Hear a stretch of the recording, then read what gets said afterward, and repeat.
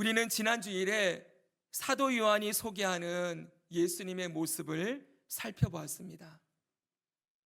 사도 요한은 예수님에 대한 소개를 하면서 예수님이 인자 같으신 분이시다, 그분이 그리고 존귀한 옷을 입고 계시고 불꽃 같은 눈을 가지고 계시고 주석 같은 발을 가지고 계시고 많은 물소리와 같은 음성을 가지고 계신다고 말씀했지요.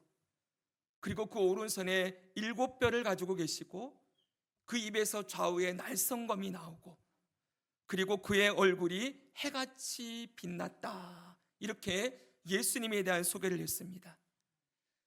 이 예수님을 본 요한이 그 다음에 어떻게 되었습니까? 이 예수님의 영광스러운 모습을 본 요한이 그 다음에 어떻게 되었는가 했더니 그분의 발 아래 엎드려져서 죽은 자 같이 되었다라고 말하고 있어요. 우리 17절을 함께 읽겠습니다. 시작. 내가 볼 때 그의 발 아래 엎드려져 죽은 자 같이 되매. 자, 그 예수님의 영광 앞에서 사도 요한이 철퍼덕 엎드러진 거예요. 우리 무슨 영화나 드라마나 이런 거 보면은 꿈이나 이런 곳에 막 신이 나타나면은 그 앞에 그냥 탁 엎드리지 않습니까? 아니면 왕을 배울 때나 왕을 만날 때나 이럴 때도 일반 백성들은 고개도 못 쳐들고 왕이 행차한다 그러면 그냥 엎드리지 않습니까? 바로 그 예수 그리스도의 영광에 존귀함에 압도되어서 사도 요한이 그냥 엎드려지는 거예요. 그리고 죽은 것 같이 되었다라고 하는 말은 정말 그 영광에 압도가 되어서 숨도 쉬지 못할 정도로, 그리고 그분의 그 크심과 그분의 그 위대하심 앞에서 자신이 얼마나 작고 초라한 존재인지를 그가 깨닫고 그 앞에서 죽은 자 같이 되어 있는 것이지요. 자, 여러분, 이렇게 요한이 예수님 만났을 때 행동했던 이 모습은 요한만 이렇게 행동한 것이 아니라 성경에 보면은 하나님을 만난 자들에게서 공통적으로 나오는 모습이에요. 구약 성경에 이사야 선지자, 그리고 다니엘, 에스겔 선지자와 같은 이들도 하나님을 직접 만나는 경험을 했습니다. 특별히 여러분, 다니엘은 그 하나님을 만난, 예수님을 만난 모습에 대해서 그가 다니엘서에 기록을 해놓았는데, 그 다니엘이 예수님 만난 모습이 오늘 우리가 읽은 사도 요한이 하나님을, 예수님을 만난 모습과 거의 똑같아요. 한번 볼까요, 여러분? 다니엘서 10장입니다. 제가 읽어드립니다. 첫째 달 24일에 내가 힛대길이라 하는 큰 강가에 있었는데 그때 내가 눈을 들어 바라본 즉 한 사람이 세마포 옷을 입었고 허리에는 우바스 순군 띠를 띠었더라. 또 그의 몸은 황옥 같고 그의 얼굴은 번갯빛 같고 그의 눈은 횃불 같고 그의 팔과 발은 빛난 녹과 같고 그의 말소리는 무리의 소리와 같더라. 어떻습니까? 우리 지난주에 봤던 예수님의 모습과 거의 동일하죠, 그렇죠? 예, 그 옷을 입고 가슴에 금띠를 띠고 그 얼굴이 해같이 빛나고 그의 눈이 불꽃 같고 그의 말소리는 많은 무리의 소리와 같았다. 바로 사도 요한이 만났던 그 예수님, 그 예수님을 다니엘도 만난 거예요. 근데 이 다니엘이 그 예수님을 만났을 때 어떻게 행동합니까? 그 다음 말씀이 이렇게 되어 있습니다. 8절 9절 같이 한번 읽겠습니다. 시작. 그러므로 나만 홀로 있어서 이 큰 환상을 볼 때 내 몸에 힘이 빠졌고 나의 아름다운 빛이 변하여 썩은 듯하였고 나의 힘이 다 없어졌으나 내가 그의 음성을 들었는데 그의 음성을 들을 때 내가 얼굴을 땅에 대고 깊이 잠들었느니라. 아멘. 똑같이요, 사도 요한이 그 발 아래 엎드려 죽은 자와 같이 된 것처럼 다니엘도 그 몸의 힘이 다 빠지고 내가 썩은 것 같았다, 죽은 것 같았다, 그리고 그 앞에서 내가 깊이 그 하나님의 임재 가운데로 들어갔다, 이렇게 말하고 있습니다. 사랑하는 여러분, 이처럼 하나님과의 만남, 예수 그리스도와의 만남은 너무나 감격스러운 일인 동시에 너무나 두렵고 떨리는 경험입니다. 오늘 우리의 예배 가운데 우리 주 예수님께서 임재하고 계심을 믿습니다. 네, 예수님은 두세 사람이 내 이름으로 모인 곳에 나도 그들 중에 함께 있느니라 라고 말씀하셨어요. 오늘 우리가 거룩한 주일날 예배 공동체로 모여서 이렇게 주님의 이름을 높이고 찬양하는 이 자리에 예수님이 우리와 함께 하셔서 그분의 영광과 위엄과 능력을 나타내고 있음을 믿습니다. 여러분, 그 자리에서 우리가 뭐 하는 거예요? 예배의 뜻이 뭐라고 했습니까? 엎드려 절하다. 예배는 엎드려 절하다는 뜻이에요. 저도 그렇고 여러분도 그렇고 우리 모두 함께, 저는 단지 예배를 인도하는 인도자일 뿐이에요. 또 설교를, 말씀을 준비해서 여러분들에게 주님의 입을 대신하여 말씀을 전하는 대언자, 통로일 뿐이지, 저도 주님 발 아래 지금 엎드려 있는 것이고 여러분도 주님 발 아래 엎드려 있는 시간입니다. 오늘 우리 주님의 그 영광과 위엄 앞에서 우리를 찾아오시고 만나주시고 우리 안에 역사하시는 주님을 기뻐하며 즐거워하며 주님을 경외함으로 예배하는 우리 모두가 되기를 주님의 이름으로 축복합니다. 여러분, 이렇게 사도 요한이 엎드려져서 죽은 자처럼 되어 있을 때 예수님께서 그에게 하신 말이 있어요. 하시는 일이 먼저 있죠. 그것은 바로 먼저 그의 몸에 손을 대십니다. 우리 17절 보여주십시오. 예수님이 그의 오른손을 얹으셨다, 이렇게 되어 있어요. 예수님의 그 오른손은 어떤 손입니까? 능력의 손이지요. 병든 자, 약한 자를 고치신 손이요, 죽은 자를 일으키시는 손입니다. 그리고 이 손으로 죽은 자 같이 되어 있던 요한을 일으켜 주시는 거예요. 그리고 이렇게 말씀하십니다. 따라합시다. 두려워하지 말라. 아멘. 두려워하지 말라, 이렇게 요한에게 말씀하시지요. 오늘 저와 여러분이 함께 나누고자 하는 오늘 말씀의 주제가 바로 두려워하지 말라, 이 말씀입니다. 사랑하는 여러분, 예수님께서 요한에게 두려워하지 말라라고 했을 때 이때 이 뜻은 두 가지 의미가 담겨져 있어요. 첫째는 예수님을 두려워하지 말라는 거예요. 지금 요한이 어떻게 되어 있습니까? 그 예수님의 영광과 위엄 앞에 압도되어서 엎드려져 죽은 자처럼 되어 있습니다. 여러분, 다니엘은 그 앞에서 두려워 떨었다, 그 뒤에 그렇게 되어 있어요. 여러분, 그런데 예수님이 말씀하십니다. 두려워하지 말아라, 나를 두려워하지 말아라, 이렇게 말씀하는 거예요. 여러분, 분명하게 우리가 여기서 알아야 될 것은 우리 구주 예수님, 하나님은 경외의 대상입니다. 따라합시다. 경외함. 경외함이 필요해요. 그분 앞에서 두렵고 떨림으로 하나님 앞에 서야 하는 것이지요. 그런데 여러분, 우리가 하나님을 경외한다고 할 때 그냥 하나님은 우리의 두려움의 대상만은 아닌 거예요. 그냥 여러분들이 영화나 드라마에서 나오는 그냥 신 앞에서 막 두려워 벌벌 떨면서 심판받지 않을까, 진노의 불을 받지 않을까 막 이러면서 떠는, 그게 하나님을 경외하는 것이 아니라 우리가 하나님을 경외한다라고 했을 때는 그 안에 담겨진 또 하나의 감정이 있어요. 그게 뭐냐 하면 바로 존경과 사랑입니다.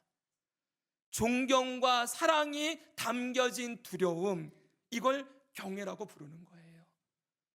여러분, 예수님이 지금 사도 요한에게 두려워하지 말라라고 했을 때에는 그냥 이 사도 요한이 예수님 앞에서 바들바들 떨면서 예수님 얼굴도 못 쳐다보고 무슨 말을 하는지 정신없이 그냥 죽어서 있는 것처럼 있는 게 아니라 그분이 나의 구주이시며 나의 구원자이시며 나를 위해 죽으시고 부활하신 나의 생명의 주라는 것을 기억하고 두렵지만 그분을 존경하고 사랑하는 모습으로 예수님 앞에 나오기를 원하셔서 두려워하지 말라, 이렇게 말씀하시는 거예요. 그러니까 첫 번째는 뭐라고요? 예수님을 두려워하지 말라, 이 말씀하시는 거죠.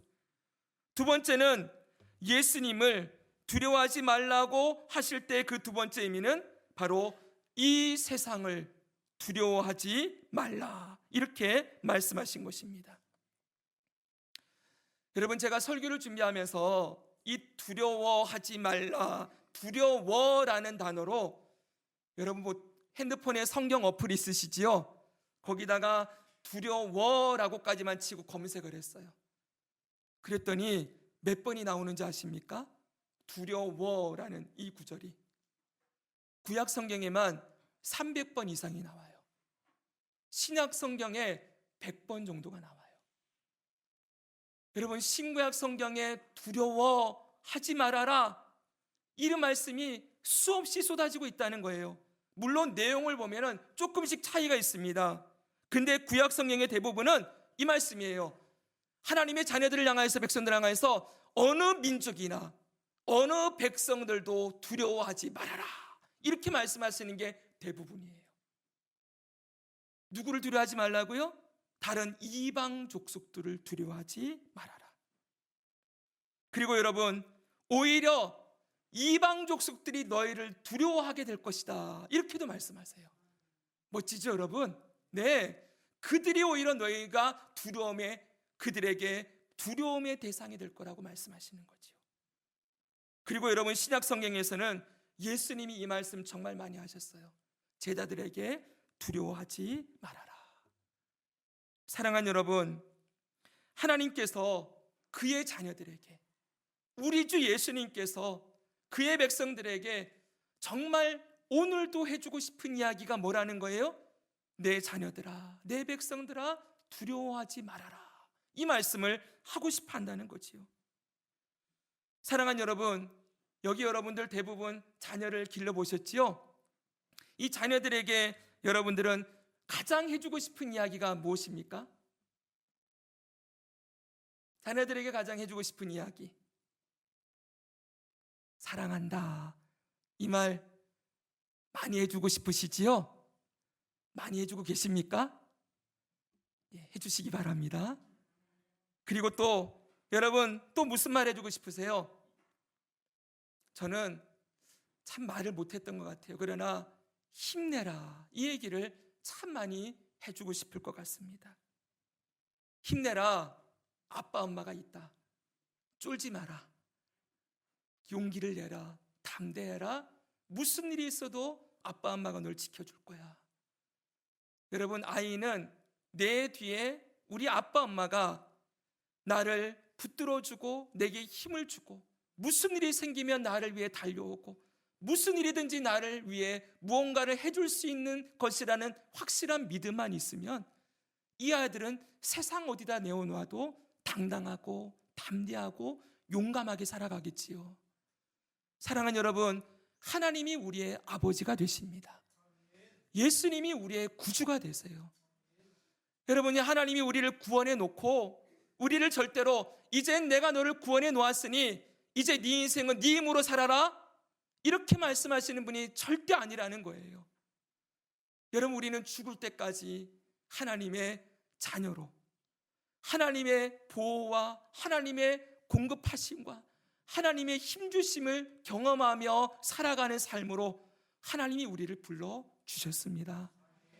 어린아이와 같아요. 우리는 죽을 때까지 하나님 앞에 어린아이처럼 살아갈 거예요. 그러나 어린아이라는 게 절대 나쁜 의미가 아니에요. 성경은 어린아이가 되어라 라고도 말하고 어린아이가 되지 말라고도 말해요. 어린아이가 되지 말라는 것은 성장하라는 거예요. 그런데 한편으로는 어린아이처럼 하나님 앞에 서 있으라고 얘기를 해요. 우리가 아무리 자라나도, 우리가 아무리 인생의 연수로 오래 살아도, 여러분, 우리가 우리 인생에서 날마다 경험하는 건 우리의 인생의 한계와 연약함과 또 날이 갈수록 우리는 더 약해지는 우리의 모습을 경험하지 않습니까? 누가 나 좀 도와줬으면 좋겠다, 누가 내가 부를 때마다 내게 말 좀 해줬으면 좋겠다. 여러분, 그렇게 말하고 우리가 은혜를 구하고 힘을 구할 수 있는 대상이 우리의 아버지 하나님이십니다. 예수님이 우리와 함께 하시는 것이지요. 그래서 여러분, 오늘 그 성경에 그토록 구약 성경에 300번 이상, 신약 성경에 100번 이상 하나님의 백성들을 향하여 두려워하지 말아라, 너희가 오히려 그들의 두려움이 될 것이다, 이렇게 선포하시며 아버지께서, 하나님께서 그의 자녀들을 격려하시고 위로하시는 것입니다. 사랑하는 여러분, 지금 예수님은 요한을 만나고 있습니다. 이 요한이 예수님 만나서 가장 듣고 싶었던 이야기가 뭐겠어요? 지금 어떤 상황이라고요? 요한의 나이가 90이 넘었습니다. 90이 넘은 노구를 이끌고 요한이 약 94세, 95세에 죽거든요. 죽음을 앞둔, 죽음을 불과 몇 년 앞둔 노인이에요. 그 몸으로 채석장에서 그 힘든 중노동을 하고 있습니다. 유배받아서. 그리고 소아시아의 7교회들, 그 당시 예수님의 이름을 부르는 자들은 저 로마의 원형 경기장에서 하루아침에 짐승의 밥이 되어 죽어가고 있습니다. 여러분, 이런 상황 가운데 사도 요한이 예수님께 정말 듣고 싶어하는 얘기가 뭐겠어요? 예수님 정말 우리를 기억하고 계십니까? 예수님 우리와 함께하고 있습니까? 예수님 이 상황에 예수님 뭐 하십니까? 예수님이 정말 우리를 보호해 주시는 우리의 구원자가 되십니까? 물어보지 않았겠습니까? 근데 물어보기도 전에 예수님 말씀하시는 거예요. 두려워하지 말아라. 내가 너희와 함께하고 있다. 내가 모든 상황을 주관하고 있다. 내 사랑하는 자녀들아, 두려워하지 말고 쫄지 말고 담대하게 이 모든 상황 가운데 내가 살아서 역사함을 붙들고 믿음으로 승리하기 바란다. 이 얘기를 해주고 계시는 것이지요. 오늘 우리의 인생에도 여전히 동일한 말씀을 주고 있는 줄 믿습니다. 여러분, 두려워하지 맙시다. 주님이 두려워하지 말라라고 명령으로 하셨어요. 어찌 두려움이 없는 인생이 있겠습니까? 어찌 염려와 근심이 없는 인생이 있겠습니까?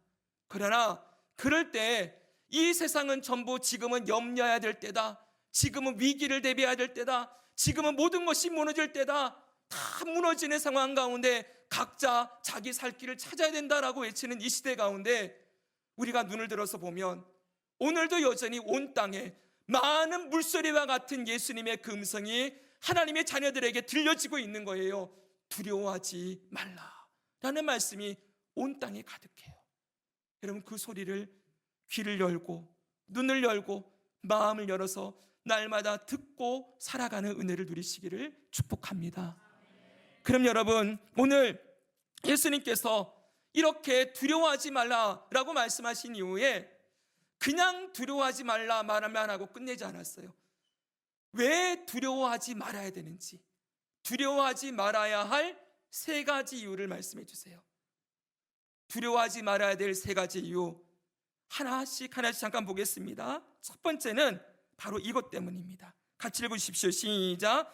예수님이 처음과 마지막이기 때문에 두려워하지 말아야 한다. 아멘. 다시 1절 하반절을 보십시오. 예수님 말씀합니다. 두려워하지 말라. 그래 놓고 나는 처음과 마지막이니, 이렇게 말씀해요. 왜 두려워하지 말아야 되는가? 예수님이 처음과 마지막이기 때문이라는 거예요. 우리는 이 말씀 이미 한번 봤었죠. 요한계시록 1장 8절 말씀 같이 한번 읽겠습니다. 시작. 주 하나님이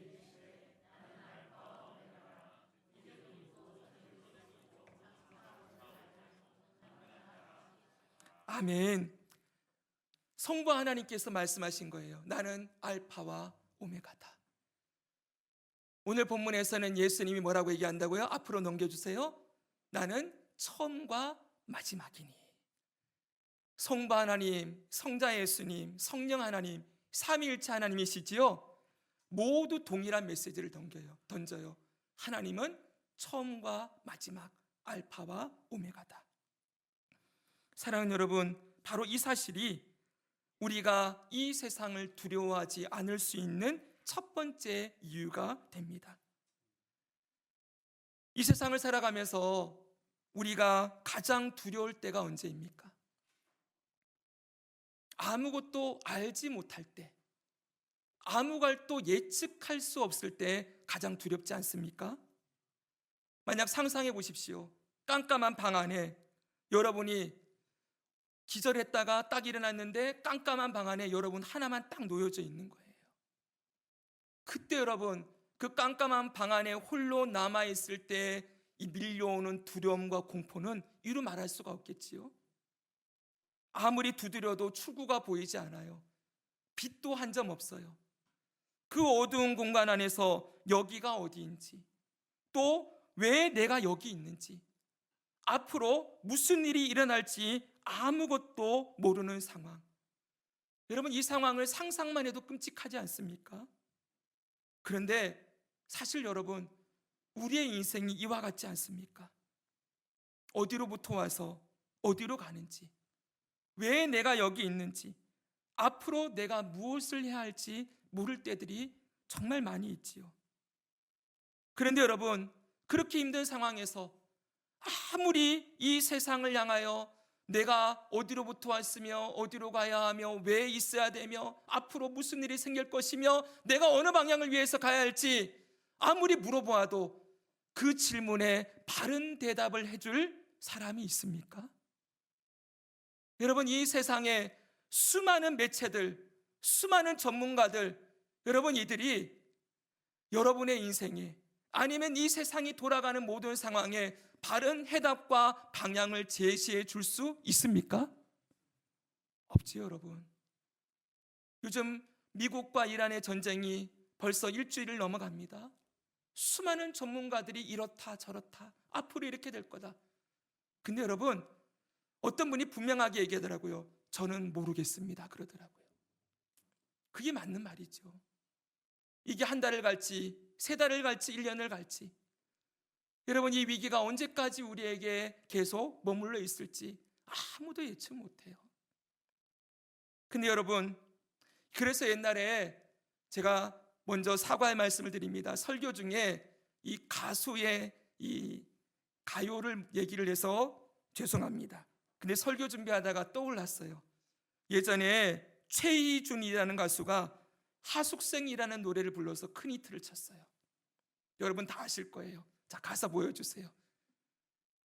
인생은 나그네 길, 어디서 왔다가 어디로 가는가. 인생은 나그네 길, 이런 거 있잖아요. 다 들어보셨죠? 구름이 흘러가듯 또 돌다 가는 길에 정일랑 두지 말자, 미련일랑 두지 말자. 인생은 나그네 길, 어디서 왔다가 어디로 가는가. 이게 여러분 1980년도에 조선일보에서 우리나라 건국 이후 최고의 가요 베스트 50을 뽑았대요. 거기에 12위를 했어요. 그토록 오랫동안 사람들에게 불려진 노래예요. 근데 여러분, 이 가사에다가 곡조를 멋지게 만들어서 최희준이라는 가수가 노래를 멋들어지게 불러서 누구나 기억하는 노래가 되었지만, 여러분 가사를 찬찬히 보십시오. 이게 뭐에 대한 얘기입니까? 결국 아무것도 모른다, 이 얘기하는 거잖아요. 그렇죠. 허무주의를 얘기할 뿐이에요. 그냥 어디서 왔다가 어디로 가는지 모르니 정도 주지 말고 미련도 두지 말고 그냥 흘러가는 대로 살다가 그냥 끝내자. 사실 이 얘기 아닙니까, 여러분? 사랑하는 여러분, 세상은 이렇게밖에 얘기를 할 수가 없어요. 그러나 여러분, 우리가 알고 믿고 있는, 그리고 오늘 우리 주 예수님께서 우리에게 들려주시는 말씀은 무엇입니까? 나는 처음과 나중이다. 내가 첫 시작도 했고 마지막도 내가 끝낼 것이다. 문을 여는 자가 나고 마지막에 문을 닫는 자도 나다 라고 말씀하고 있는 거예요. 우리의 인생의 문, 그리고 우리나라 모든 나라들의 문을 하나님이 열으시고 우리 주 예수께서 열으시고 마지막에 그 문을 닫으시겠다. 여러분, 처음과 끝이 예수님에게 있다면 말 다 한 거 아닙니까? 그냥 그분이 모든 걸 주관한다는 말씀 아니겠습니까? 사랑하는 여러분, 그래서 바울 사도는 우리들에게 분명하게 이렇게 선포했어요. 매번 듣는 말씀이지만 또 이 말씀 읽겠습니다. 로마서 11장 36절 시작. 이는 만물이 주에게서 나오고 주로 말미암고 주에게로 돌아감이라. 그에게 영광이 세세에 있을지어다. 아멘. 아멘입니까? 아멘. 정말 동의합니다. 만물이 주로 말미암고 주에게서 나오고 주님으로 말미암아 움직여지고 주님께로 돌아가게 될 것입니다. 우리는 이 말씀만 붙들고 있어도 하나님이 알파와 오메가요, 예수께서 처음이요 마지막이요, 만물이 주께에게서 나오고 주께로 돌아갈 것이다. 이것만 붙들고 있어도 우리 인생의 곳곳에 도사리고 있는 두려움을 몰아내고 승리할 수 있을 것입니다. 사랑하는 여러분, 주님은 우리 인생의 처음과 나중만이 되신 분만 아니라 이 땅에 존재하는 모든 인생의 처음과 마지막도 되십니다. 그리고 우리나라의 처음과 마지막, 그리고 전 세계 모든 나라와 민족의 처음과 마지막을 다 주관하십니다. 세상을 보십시오. 다시 패권주의가 성행을 합니다. 힘의 논리로 온 땅이 움직여지는 것 같고 그 힘의 충돌이 어느 때보다 극심해진 상황 가운데 있습니다. 그러나 잊지 마십시오. 주님이 알파와 오메가가 되십니다. 그래서 이 세상의 역사는 히스토리가 아니라 히즈 스토리, 그분의 역사입니다. 세상의 사람들의 역사가 아니라, 그냥 흘러가는 역사가 아니라 그분께서 주관하시고 다스리시고 인도해 가시는 역사가 지금도 온 땅에 이루어지고 있음을 바라보면서 두려워하지 마시기 바랍니다. 아멘. 두 번째로 우리가 두려워하지 말아야 될 이유는 예수님이 살아계시기 때문이에요. 따라합시다. 예수님이 살아계신다. 17, 18절 읽겠습니다. 두려워하지 말라. 시작.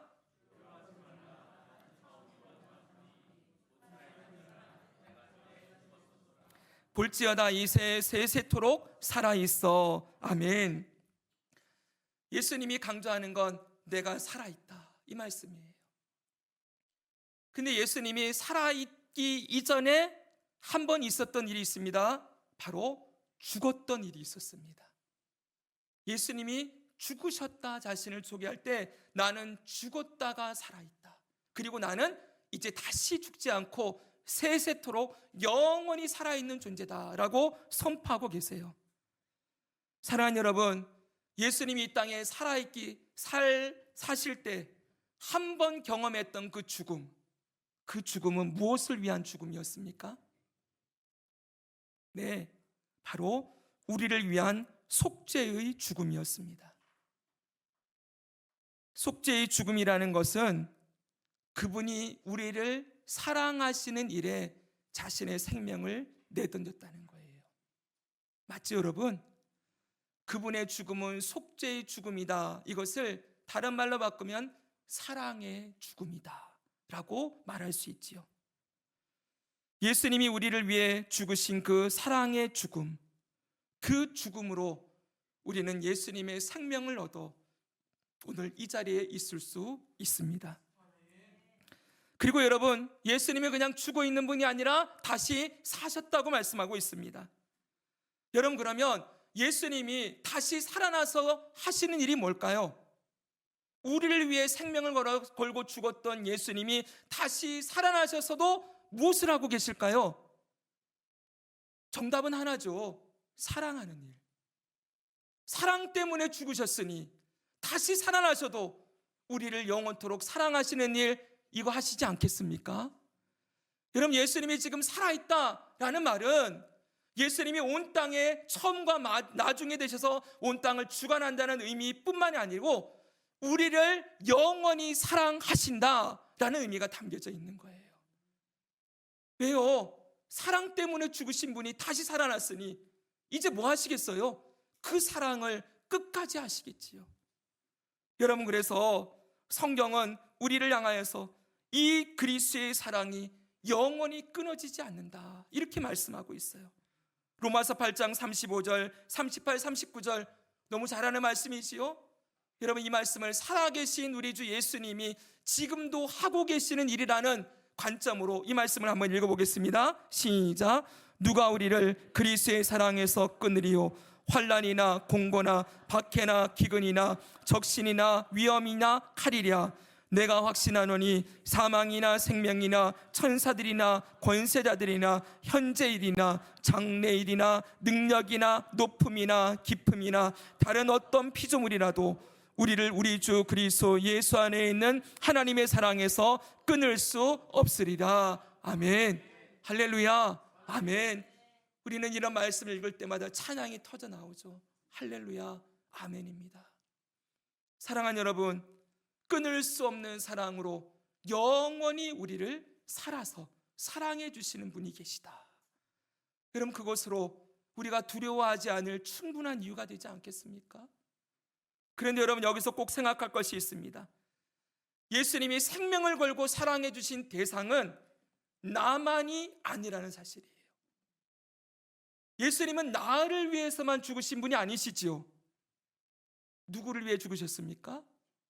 우리를 위해. 따라합시다. 우리를 위해. 네. 여러분, 이 관점을 절대 놓치면 안 됩니다.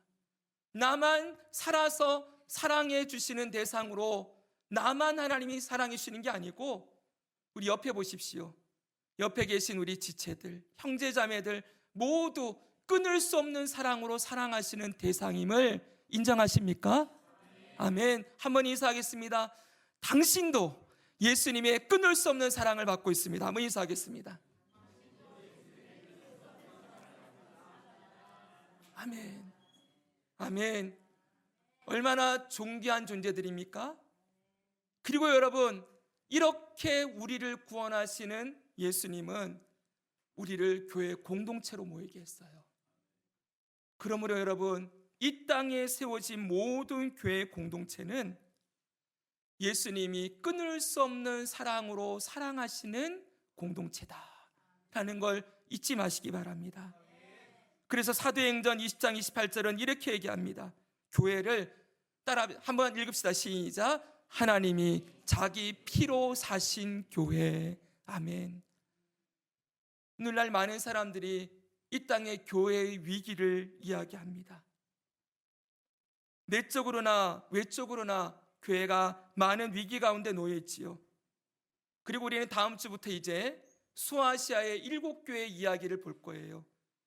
이 소아시아 7교회 이야기를 보면 참 교회가 연약하구나, 참 부족하구나, 참 어쩔 수 없이 주님의 긍휼이 필요한 공동체구나라는 걸 보게 될 거예요. 그런데 예수님이 그 소아시아 7교회를 얼마나 사랑하시는지 보게 될 거예요. 이 지상에 있는 교회는 연약함에도 불구하고 예수님이 끊을 수 없는 사랑으로 보존하시고 보호하시고 이끌어 가시는 공동체임을 잊지 맙시다. 여러분, 교회는 절대로 무너지지 않습니다. 교회는 예수님이 임재해 계시고 그 교회의 사역자들 7 촛대 7 그리고 촛대를 붙들고 계시다라고 말씀하시죠. 또 7 별도 붙들고 있다고 했어요. 그 교회 가운데 임재해 계시고 그 교회의 사역자들과 목회자들을 붙들고 계시며 영원토록 예수님의 복음의 통로로 주님 오시는 날까지 사용하시고 세우실 줄 믿습니다. 예수님이 살아계시기 때문에 우리는 두려워하지 않습니다. 마지막 세 번째가 있습니다. 우리가 두려워하지 않아야 될 세 번째 이유는 예수님이 사망과 음부의 권세를 주관하시는 분이시기 때문에 그렇습니다. 우리 18절 읽겠습니다. 볼지어다. 시작.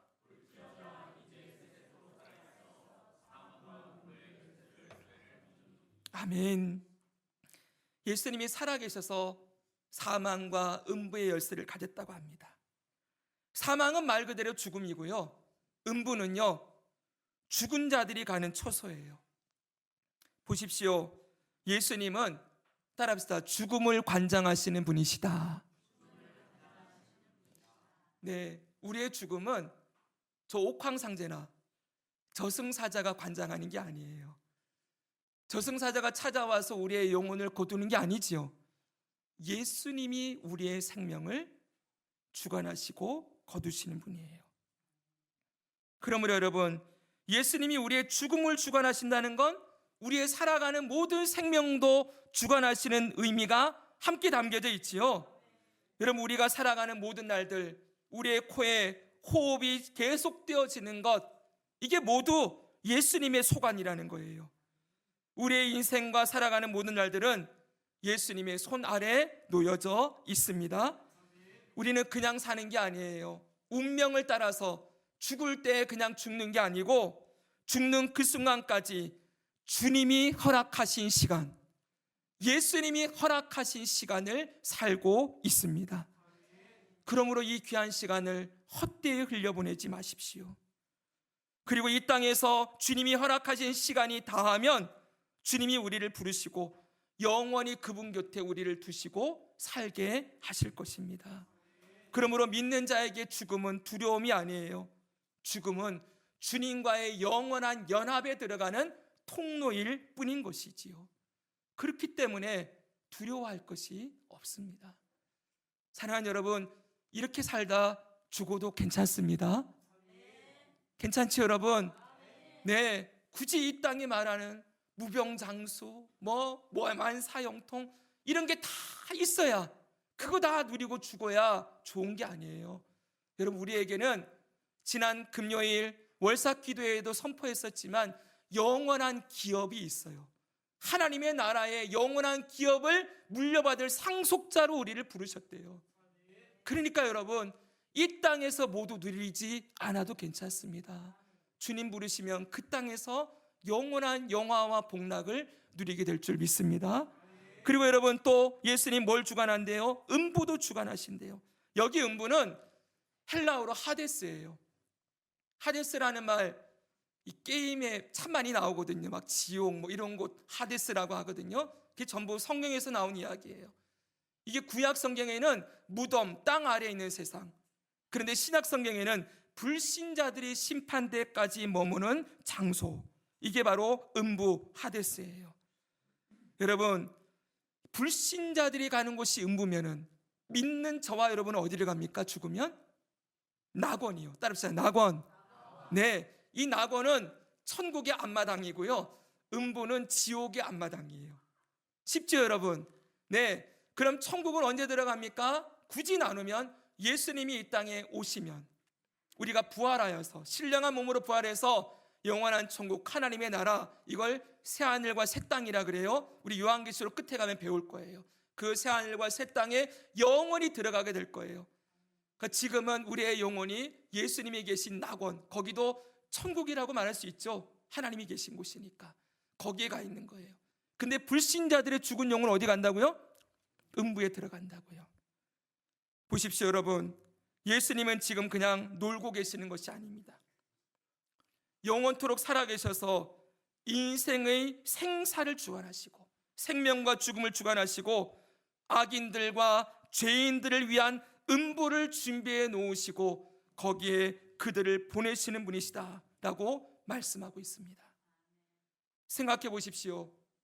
현재 사도 요한과 소아시아 7교회의 가장 큰 두려움과 아픔이 뭐겠습니까? 저 악한 자들의 핍박을 하나님이 언제까지 그냥 두시렵니까? 이거였어요. 저 로마의 이 핍박과 환난과 믿는 자들을 원형 경기장에 짐승의 밥으로 던져놓는 저 악행을 하나님은 왜 그냥 두고 계십니까? 언제까지 우리를 이 고난 가운데 내버려 두시렵니까? 이것이 그들의 가장 큰 아픔이었겠지요. 근데 예수님 말씀하는 거예요. 내가 사망과 음부도 주관하고 있다. 여러분, 사망과 음부의 주관자이신 주님께서 반드시 그들의 악행을 심판하시고 그들을 이 음부로 넣으시는 일을 하고 계신다라고 말씀하고 있는 것이지요. 여러분, 이것이 그들에게 얼마나 큰 소망이었겠습니까? 오늘날도 마찬가지지 않습니까? 이 세상의 여러 가지 환경이나 또 사건들 가운데 우리의 마음이 두렵고 상할 때들이 있습니다. 악인들의 악행이 거침없이 막 온 땅에 퍼지는 것 같고, 시편 73편에 나오는 것처럼 악한 자들은 늙어서도 죽지도 않고, 그리고 죽을 때까지 좋은 것 먹고 누리면서 살아가는 이런 부조리해 보이는, 불합리해 보이는 이 세상을 살면서 그리스도인들이 마음이 상할 때가 있어요. 근데 성경은 계속 얘기해요. 반드시 천국과 지옥이 있고 낙원과 음부가 있고 예수님이 그 음부를 주관하시는 분이시다. 악인들을 반드시 심판하시는 분이시다라고 말씀하고 있습니다. 사랑하는 여러분, 이 말씀을 붙들고 두려움과 아픔을 이겨내는 믿음으로 승리하기를 소망합니다. 이제 마지막 말씀을 정리합니다. 이제 이렇게 두려워하지 말아야 될 세 가지 이유. 첫 번째가 뭐였죠? 예수님은 처음과 마지막이 되신다. 두 번째는 예수님이 살아서 끝까지 우리를 사랑하신다. 세 번째는 예수님이 사망과 음부를 주관하시고 계신다. 여러분, 두려워하지 않을 충분한 이유가 됩니까? 되시지요? 네, 그렇습니다. 이 모든 말씀을 마치시고 난 다음에 사도 요한에게 사명을 주십니다. 19절에 있습니다. 시작. 그러므로 내가 본 것과 지금 일과 장차 될 일을 기록하라. 아멘. 이 요한계시록에 과거, 현재, 미래의 모든 하나님의 계획이 다 담겨져 있다는 것입니다. 처음과 나중 되신 예수님께서 모든 것을 다 계획해 놓으셨어요. 그래서 저 2000년 전에 사도 요한에게 미리 요한계시록으로 다 기록해 놓게 하셨어요. 이 세상의 처음이 그리고 마지막이 어떻게 될 것인지. 여러분, 이 세상은 이 기록된 말씀을 따라 흘러가고 있음을 믿습니다. 하나님의 정확한 계획 가운데, 예수 그리스도의 그 계획 가운데 온 땅이 흘러가고 있기에 오늘 우리는 이 약속의 말씀을 배우고 읽고 익힐 때마다 우리 안에 주님을 향한 믿음과 담대함이 굳건하게 넘쳐나기를 축복합니다. 여러분, 앞만 보지 맙시다. 두려워하지 마십시오. 앞만 보고 있으면은 답답한 현실에 우리 마음이 낙심하고 절망하지만 몸을 돌이켜 사도 요한이 예수님 바라보게 되었을 때 예수님이 어떤 분이신지를 보게 되었던 것처럼 우리도 몸을 돌이켜 예수님을 바라보고 그 예수님이 우리에게 주시는 말씀에 늘 귀와 몸과 마음을 두고 살아가기 바랍니다. 마지막 이 말씀 읽고 마치겠습니다. 이 말씀 읽습니다. 요한복음 13장 33절입니다. 같이 큰 목소리로 함께 읽겠습니다. 시작. 이것을 너희에게 이르는 것은 너희로 내 안에서 평안을 누리게 하려 함이라. 세상에서는 너희가 환난을 당하나 담대하라. 내가 세상을 이겨오노라. 아멘.